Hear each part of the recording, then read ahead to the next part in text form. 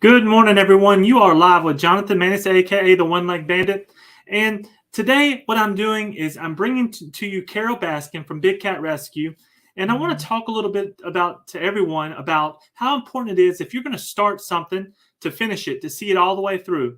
We all know Carol's journey. She's been on the news, been on shows, been everywhere. One thing I can tell you about Carol, when she gets started on something, she sees it all the way through. She dedicated so much time of her life to getting this bill passed, and I'm just so thankful that she spent a little bit of time with me today to spread the word and to tell you how hard it is and how to keep on grinding. So with no further ado, I'm going to go ahead and bring in Carol Baskin. Hey, all you cool cats and kittens. I'm so glad to be here with you, Jonathan. Thank you so much. And again, thank you for your time. So let everyone know, how was this journey for you? The last time we spoke, you was, taking up the chain and you went all the way up to all the senators and everybody in Washington, D.C., and you fought for a cause that you care and love about very deeply, and you won. Can you please tell people about how that whole journey was and how it took place? Well, thank you. I'd be happy to do that. But first, I think, all of us who are standing on this side of the last 2.5, 3 years of a global pandemic, we are all the champions. We know what it's like to come through and survive. And so I think everybody here can appreciate how hard it has been on everyone in every aspect of their life to get to where they are now. And so it makes this bill that I've been working on my whole life seem inconsequential when you're talking about so many people that are dealing with so many things. But I am very thankful that the Big Cat Public Safety Act was signed into law on December the 20th. And what it will do is end the cub petting, the cub fondling that causes hundreds of these cubs to be bred every year, used for about 12 weeks, and then discarded often into private ownership. And it also phases out that private ownership. So I think it's the first step to saving the big cats in the wild. And I am thrilled that this day finally came. As you can imagine, there were so many times along the way that I just felt like I needed to throw in the towel, that the stakes were too high, that it was too hard, that there was never going to be enough people who would care about this. And it was very difficult to draw the line between what people are seeing. They want to pet a cub. They think it's so cute. They can't imagine how petting a cub could be a bad thing. And draw that line to how that's actually causing their extinction in the wild has been such a difficult thing to do over the decades. But it's finally sunk into enough people's minds how that works that this bill has become law. So I would encourage anyone out there, if you have a goal, a vision of a better world, never, ever, ever give up, no matter what you're up against. Absolutely. In everybody's daily grind, they are working, they're pushing forward. And a lot of times people do give up. And a lot of my message of what in all the videos that I put out there is never give up and keep fighting. Your day will come if you keep on grinding and you keep letting people know what is happening. So, how did all of it start, Carol? If you don't mind, tell people where the beginnings was getting this bill passed. Well, if you go back to the very beginning, I didn't know anything about any of these issues until I ended up at a fur farm where they were going to kill 56 exotic cats for their fur. And that was in 1993. We had rescued a bobcat in 1992 from an auction where she was going to be clubbed in the head by a taxidermist. But I thought I could rescue all of these cats off of the fur farms and that would end the problem. And I realized very quickly that what you had to do was end the fur trade, not just get rid of the cats that were in the fur farms. And so I started looking for ways that we could get involved in legislation, because I felt like there was no way we could ever rescue our way out of the big cat crisis in America. In 1998, I believe it was 97 or 98, Tippi Hedren ran a sanctuary out in California called Shambhala. And she was trying to get a bill passed that would ban private ownership and contact with big cats. And so we started working with her to try and get that passed. And other big organizations got involved, like the Humane Society of the United States and the International Fund for Animal Welfare. And in 2003, that bill finally became the Captive Wildlife Safety Act. And what it did was it made it illegal to sell big cats across state lines as pets. But it had two huge gaping loopholes because I'm sorry, No problem. anytime you are lobbying for a bill, the people on the other side are doing everything I don't know how to turn that thing It's off. all good. We'll just roll with it. Um, Anytime you're lobbying for a bill, the other side, your opponents, are going to be doing everything they can to castrate it. And so they carved out a loophole for private ownership of big cats and for allowing cub handling. And so ever since 2003, we've been trying to close that loophole. What we did see when the Captive Wildlife Safety Act passed in 2003, that was a year where I had to turn away 312 big cats. And every other year, that number was doubling because there were so many of these cats that were being bred, used for photo ops, and then being discarded, that the sanctuaries were all full and overflowing, and we just couldn't take all the cats that were coming in. And so as soon as that bill passed, the number of cats we had to turn away dropped to like 160 for the first time ever.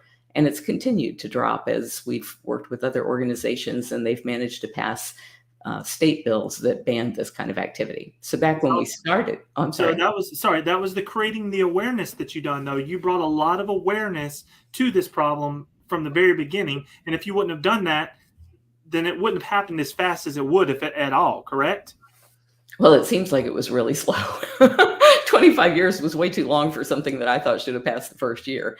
I mean, how on earth anybody thought it was okay to have lions and tigers in your backyard? It's just, it baffles me. It's like they've never seen a lion or a tiger. They don't realize these cats can be 500 pounds when they're full grown. Nobody is prepared to have that kind of an animal in their I'm yard. sure once they got moved in there, about the second day, they realized they had messed up. It's really probably what happened, but they learned. Yes, eventually they learn. And most of the people who get these animals as pets, they get them as soon as they're too big to be used as photo props. So the people who pimp out these cubs can only do it until they're about 12 weeks old. Then they're big enough to take a finger off a child. You don't want that kind of a liability. So they'll often just tell the person who's there having their picture made, hey, you want to take that tiger home with you? Take it home. Well, at that time, it's about this big. It's about the size of a dog. And they think it's doable, but in the first year, that animal's 200 pounds. And that's when they're contacting the sanctuaries and asking us to rescue them from their own pets. Yeah. Well, I tell you, you brought so much awareness to this, all the struggles with and being on TV and back and forth, I believe it all helped you get to your end game though. And that is this act that you have passed through Congress. I mean, it did bring millions of more eyeballs to the need and to what needed to be said to you. Do you agree? Yes, that is true. Whenever we would lobby before Congress and tell them there was this huge problem of hundreds of lions and tigers being bred, used, and then discarded as pets in the United States, they couldn't believe it was true. If they hadn't seen it with their own eyes, they thought we were making it up. And so it wasn't until Tiger King came out and showed the entire planet just how neglectful the United States has been in reining in our big cat crisis here that we were able to get the kind of support that we needed in Congress. Well, let's move it up a little bit now. And when you was trying to get this bill passed, how many times did you have to go back and forth to Washington, D.C.? How did that play out? And how many people did you get to meet amongst your journeys? In the United States, our congressional sessions are every 2 years. So since 2003, we had been trying to close those loopholes. The name of the bill had been called Haley's Act because it was patterned after a young girl who had her picture made with a tiger for her high school yearbook and was killed by the tiger. And so it was named after her. We never could get Haley's Act passed. Every 2 years, we're trying to come back to Congress to do this. And then in 2011 is when Terry Thompson released 56 lions, tigers, and other dangerous exotic animals in Zanesville, Ohio. People may remember the Zanesville, Ohio massacre. And he shot himself. Law enforcement came in. They had no other recourse but to shoot the animals because they were running loose all over the neighborhood. And even the next morning, there was a tiger still loose while there were children standing at a bus stop. And they tried to tranquilize that tiger, but ended up having to shoot it because it attacked them once it was hit with the dart. And the sheriff from that, Sheriff Lutz, was very helpful in lobbying Congress with us. And I can't thank him enough for talking about how horrific it was to have to deal with such a situation and the PTSD that his deputies have suffered from having to kill those magnificent animals because there just was no way to corral them given the situation. That happened in 2011. We met with a huge group of animal protection organizations, again, HSUS, World Wildlife Fund, International Fund for Animal Welfare, Born Free, Animal Wellness Institute, later Animal Wellness Action.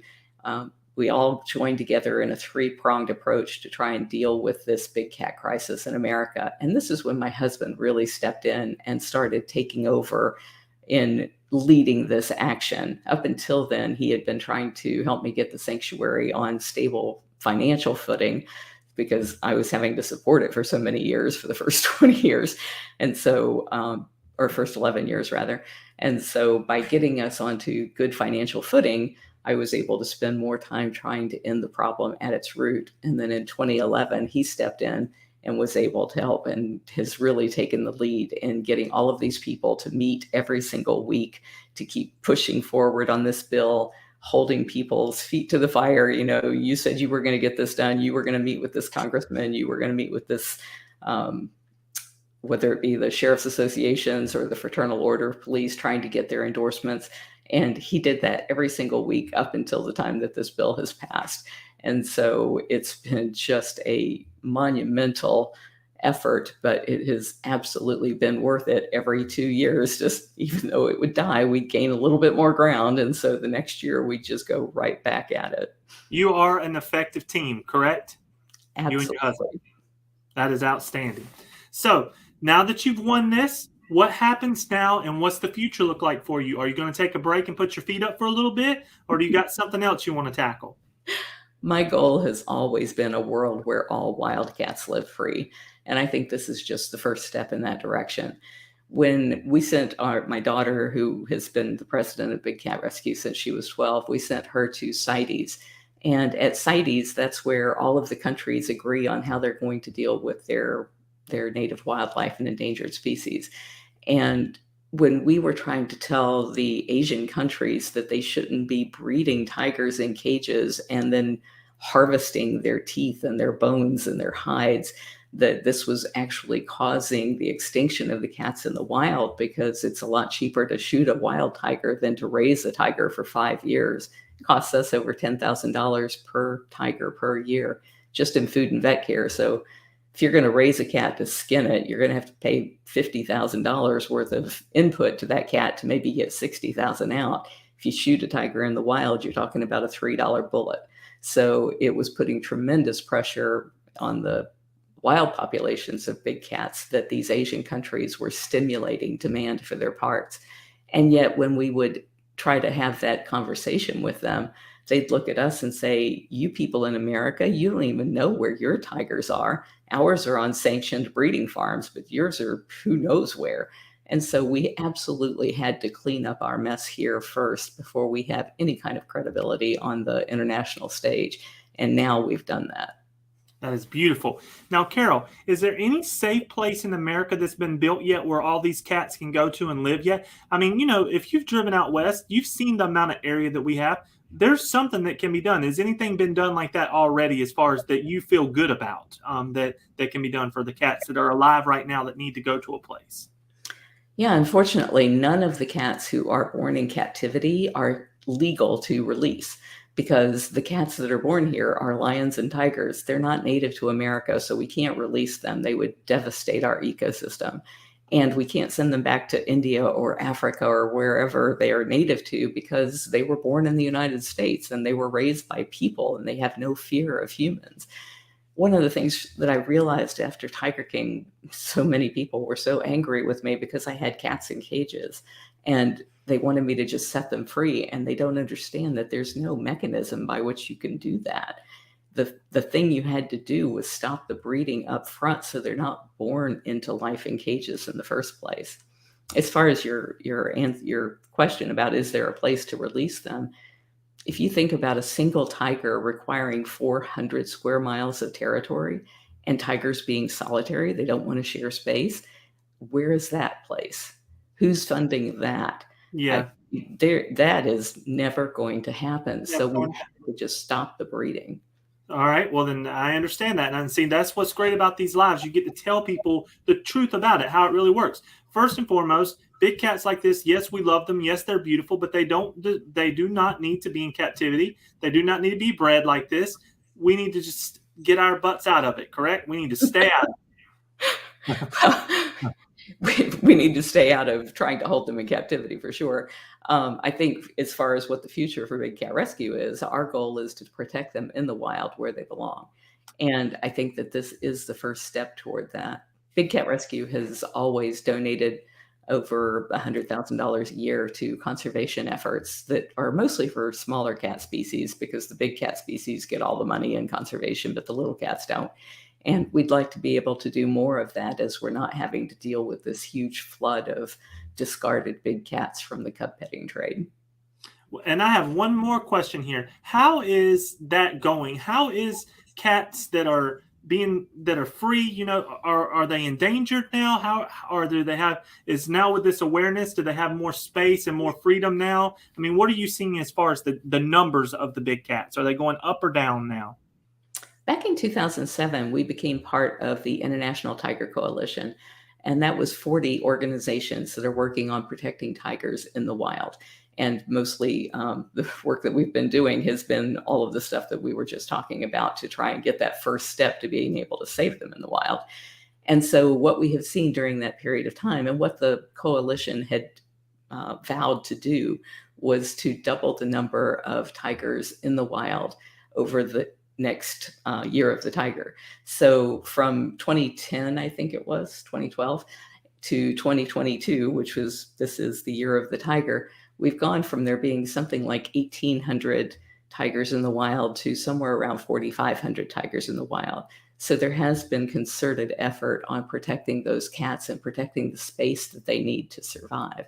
And so those things are working. It's just been this huge burden for all of these groups that are trying to protect tigers in the wild, that we have to deal with all these cub pimps in America who were creating this huge mess and then discarding it and creating this problem for the US to not have any kind of say on the global stage. And so now that we've gotten that squared away, I think we can really see some amazing changes for big cats. The US can now go and say, look, we've done this. We passed this measure, this law. Now we want to talk. We want to be there and show that we want to be influencers on the cat. So, and still 4,500, that number is very low. Anything could happen. I feel that that's a very low number, and I'm praying that we can really boost that number up, It is a frighteningly low number. And if you consider how many of those cats are being poached every year, I believe that if we had not passed the Big Cat Public Safety Act this year, it was going to mean the end of the tiger in the wild, because I felt like in the next 5 years, those cats would be completely gone in the wild because of the horrible things that were going on in captivity that were creating a legal smokescreen for illegal activity. And what I mean by that is, if you were to get caught wearing a tiger tooth necklace and you said, well, that was just my pet tiger, because we have no laws about that here in the United States, then nothing could happen to you. But if you are caught with a tiger tooth necklace, the Endangered Species Act requires that you serve 5 years in prison and a $20,000 fine. So there was no penalty for breaking the law all of these years. And that was what was just sucking tigers out of the wild. So if you sell tiger teeth right now, you'll go to jail longer than you will if you sell any type of drugs out there, obviously, because they're having a hard time putting people in that are selling drugs out there in jail. It seems they just do it, get caught, and get out. But at least this bill have a little bit of bite to it, huh? Yes, and it's so important for all of us, because I don't think people are going to do the necessary work to save habitat or trees, they will save the tiger. And by saving the tiger, we do save habitat and we save the ecosystem and thus the planet so that we all have a place where we can live. And when you really look at all this, people pay all this money, they want to pet the tigers and all, but they should really just see the beauty of the animal. The animal is so beautiful, it's here for a reason. It needs to be able to survive. And I just love speaking with you about this. And Carol, thank you very much for being here with me. Now, if people want to help you, what do they need to do to help you?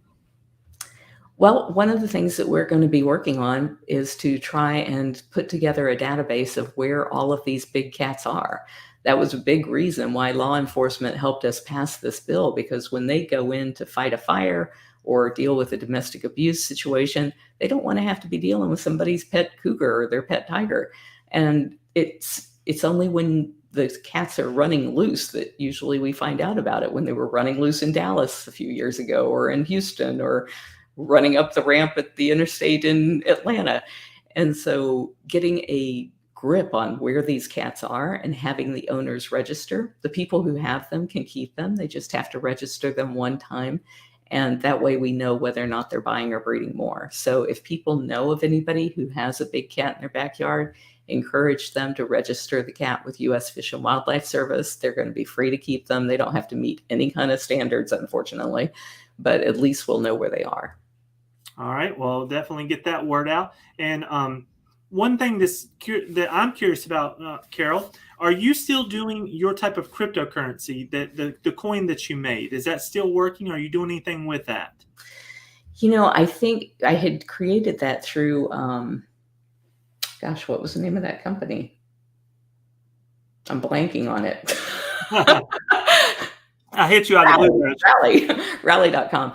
And I don't know what Rally's going through right now, but I think that they're having trouble like a lot of the cryptocurrencies are. So we haven't deleted our account, but we have not been promoting it because it just doesn't seem to be going anywhere right now. I completely understand. You got to, in the cryptocurrency market, you have to pick and choose and do a lot of due diligence, but definitely just wanted to ask you about that because we had spoke about that in the past. And is like I do with all my guests, any last thoughts or ideas you want to put out there to the world? I think, I don't know if you came to me through Jane Velez Mitchell, but she had reached out to a number of people and said, hey, Carol's willing to talk to the press again, because I had been telling everybody for the last year or so, just wait until this bill passes, because I have got to focus on that and get that done. And I just can't be doing any interviews. But she has put about 100 of our videos on her new channel called unchainedtv.com. And so it's for animal lovers and it's all animal content. That's Unchained? Unchainedtv.com. TV.com. I'm going to go ahead and make a post about this on chainedtv.com so people can see it. But basically, that's what I wanted to do. I want to hit this topic. I saw you on the news. We've had a great relationship, and I just wanted to get it out there and let the world see you, Carol. But I know you're going to have to be doing a lot more interviews and getting your word out there. But I just commend you for taking on the task. And now, like you said, over 20 some years you put into it, but you saw it through. I do see this as a huge win for you and a huge win for never giving up. And that's what I like to tell people. I'm an amputee veteran. A lot of people may or may not know that. I go by the one-leg bandit, but I'm hopping on the good foot. All right. You have to keep pushing forward and to succeed in this world. If you do not, you'll become an aftermath. Nobody will even remember you. You got to be remembered somehow. That's what I believe time's all about. So thank you for your time, Carol. Thank you so much, Jonathan. You have a good day. You too. Bye. So everybody, that was Carol Baskin letting us know how she was doing, with the bill that she just got passed. And, hope all of you have a Merry Christmas. I love you all. And thank you for spending some time with me. I'll holler at y'all later. Bandits out.